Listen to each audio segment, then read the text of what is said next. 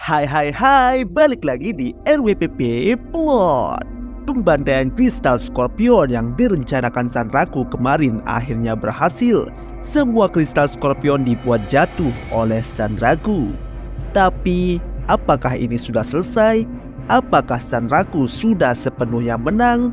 Ini dia alur cerita anime Shangri-La Frontier Season 2 episode 30. Wibu. Setelah berhasil dengan rencananya yang Sanraku sebut sebagai Scorpion Fall, Sanraku sekarang yakin dia akan naik level karena mengalahkan kristal Scorpion yang begitu banyak. Tapi ada yang aneh, karena tidak ada kenaikan level. Sanraku berpikir kenaikan level terjadi ketika pertarungan sudah selesai. Ini artinya pertarungannya belum selesai. Lalu tiba-tiba muncul kristal Scorpion. Sanraku yang tidak kaget berniat menjatuhkannya lagi. Akan tetapi ternyata kristal Scorpion itu bukanlah ingin menyerang, tapi justru kristal Scorpion itu sedang diserang oleh kristal Scorpion emas.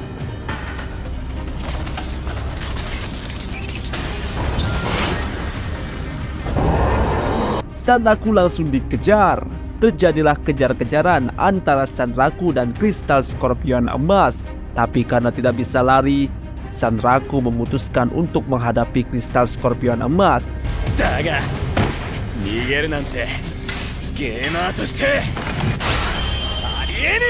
Kristal Scorpion emas ini sangat berbeda dari kristal Scorpion biasa, di mana dia tidak berkelompok dan capitnya sangat tajam.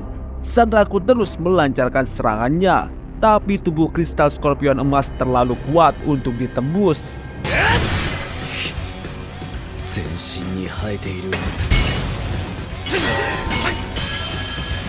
Lalu kristal Scorpion emas mengangkat sengatnya. Tanpa diduga, dari sengatnya kristal Scorpion emas menembakkan racun. Sanraku bisa menghindarinya walaupun sedikit kaget.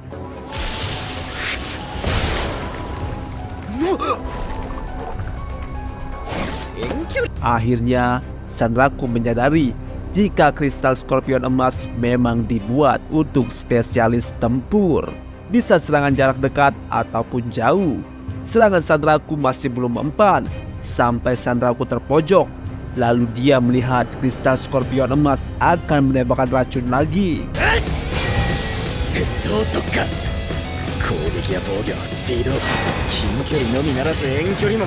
Saat Sanraku sudah bersiap, tiba-tiba racun yang ditembakkan bukanlah seperti tembakan racun sebelumnya. Karena racun kali ini ditembakkan secara menyebar, jadi mustahil untuk Sanraku menghindarinya.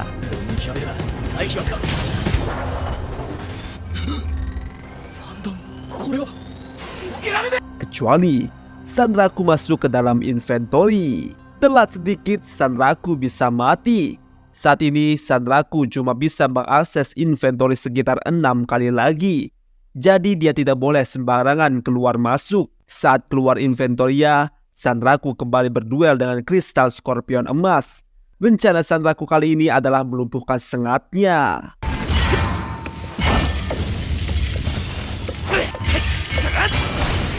Sanraku akhirnya mengganti senjatanya menjadi Empire Beat with Blade yang memiliki serangan racun korosif. Dengan Glowing Spheres, Sanraku menusuk kristal Scorpion emas. Dan benar saja, itu membuat luka korosif yang merusak bagian tubuh kristal Scorpion emas.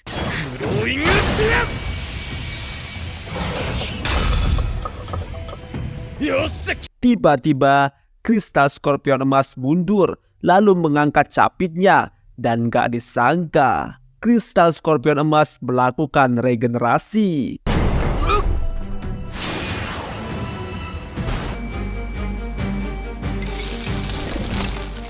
Tapi Sanraku tidak patah semangat, karena tujuan awal Sanraku adalah mengalahkan Leikagon. Jadi dia tidak akan kalah dari musuh yang tidak berkaitan dengan skenario unik seperti kristal Scorpion emas. Pertarungan Sanraku terus berlanjut. Sanraku selalu berusaha membuat luka fatal pada kristal Scorpion emas, tapi sangat sulit dikarenakan setiap terluka, kristal Scorpion emas selalu saja beregenerasi.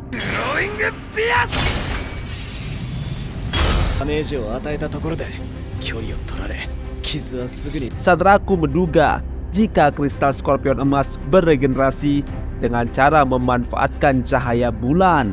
Di saat Sanraku mencoba melukai kristal Scorpion emas dengan pedang Empire B, tak disangka Empire B akan hancur. Ditambah lagi, Sanraku saat ini hanya bisa masuk ke inventory 2 kali saja. Sanraku kembali menggunakan pedang bulan kembar, lalu dengan skill bulan bidang tirta berhasil membuat kristal Scorpion emas teralihkan.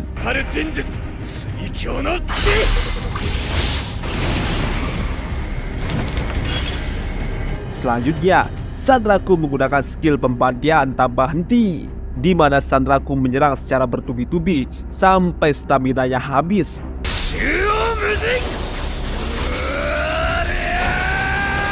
Ini untuk menghalau regenerasi dari kristal Scorpion emas. Tapi kristal Scorpion emas tidak diam saja. Dia menyemburkan racun secara menebar, tapi Sanraku langsung masuk ke inventoria.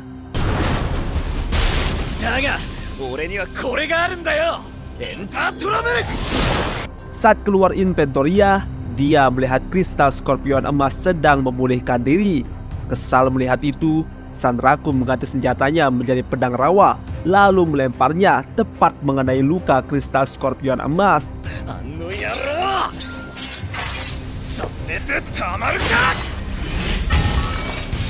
Jadinya, kristal Scorpion emas tidak bisa beregenerasi. Dengan lompatan 7 perahu, Sanraku melompat tinggi dan dikombo dengan skill Hand of Fortune. Dan Sanraku mengincar pedang rawa yang tertancap, membuat itu semakin dalam menancap.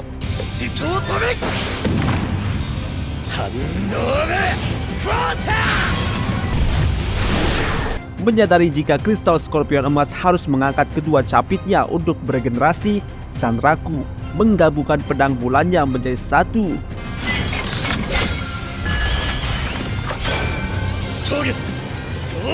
Sanraku lalu mengincar sengat kristal Scorpion emas dan berhasil.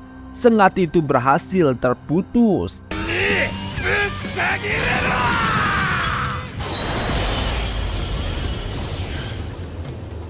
Melihat kesempatan, Sanraku lalu mengamankan sengat yang terputus untuk disimpan di inventoria. Tiba-tiba, kristal Scorpion emas masuk ke fase 2. Dia marah dan mengeluarkan aura kemarahan. Akibat amukan kristal Scorpion emas, tak sengaja membangunkan kristal Scorpion yang lain. Kini, Sanraku terkepung. Kristal Scorpion emas menyerang Sanraku, tapi Sanraku sudah punya ide. Dia menggunakan skate foot, lalu seperti meluncur melewati kristal Scorpion emas.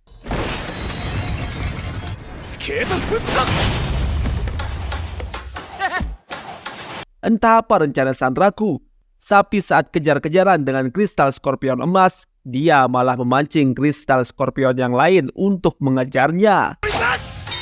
Wake up! Kristal Scorpion!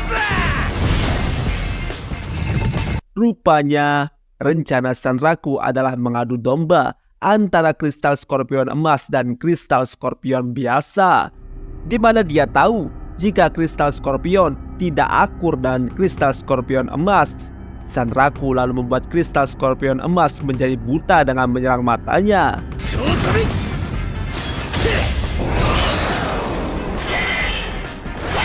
Saat semua kristal Scorpion sudah berkumpul, langsung saja Sanraku masuk ke dalam inventoria dan membiarkan kristal Scorpion emas dikeroyok kristal Scorpion biasa.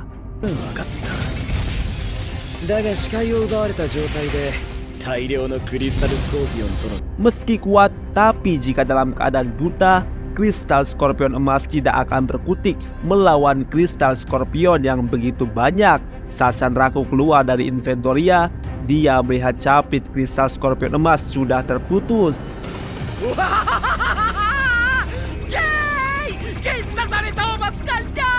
Tapi di luar dugaan, kristal Scorpion emas masih hidup walau dalam keadaan terluka parah dengan satu capit saja. Untungnya, Sang Raku masih bisa menghindar dengan serangan dadakan dari kristal Scorpion emas.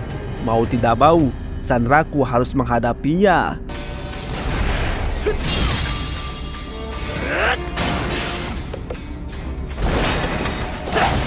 Apalagi sekarang dia sudah tidak bisa masuk ke Inventoria.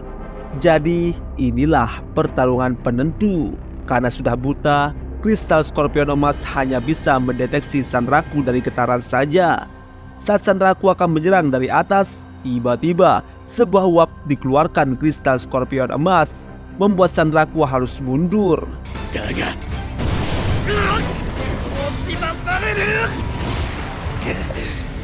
Tak kehabisan ide, Sang Raku menggunakan patung tanah ledak, di mana saat tarian patung tanah ledak berhenti, maka akan menimbulkan ledakan dari bawah.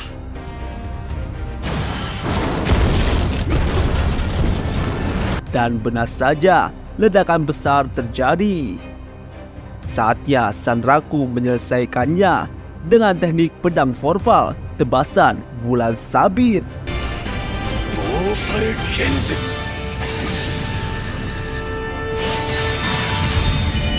Capit kristal Scorpion emas berhasil terpotong.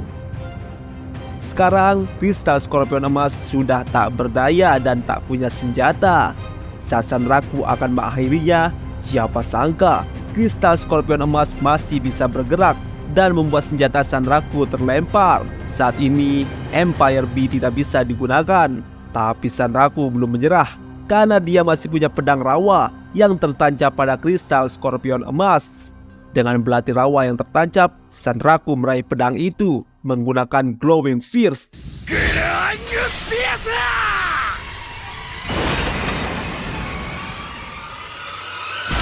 Dari kristal Scorpion emas pun berhasil dikalahkan. Dan siapa sangka setelah mengalahkan kristal Scorpion emas, level Sang Raku naik drastis ke level 99. Dan episode ini selesai.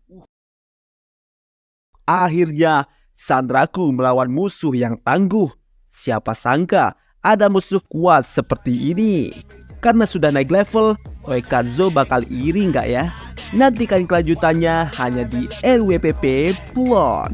Jangan lupa like, komen, dan subscribe.